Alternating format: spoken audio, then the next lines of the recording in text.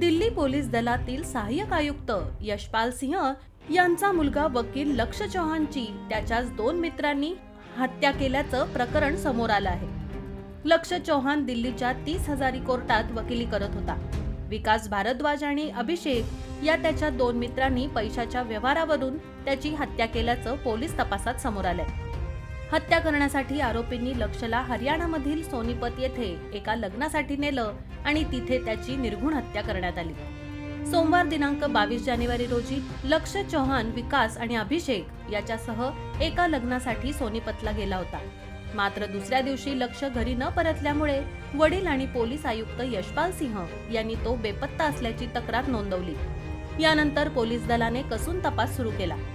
पोलिसांना तपासात आढळलं की लक्ष्य आणि विकास भारद्वाज यांच्यात पैशाच्या व्यवहाराला घेऊन वाद झाले होते. यासाठी विकास भारद्वाजने लक्ष्य चौहानची हत्या करण्याचा कट रचला. विकास भारद्वाजने आरोप केला आहे की लक्ष्य चौहानने त्याच्याकडून कर्ज घेतलं होतं आणि ते परत देण्यास तो टाळाटाळ करत होता. यामुळे दोघांमध्ये भांडण झालं होतं.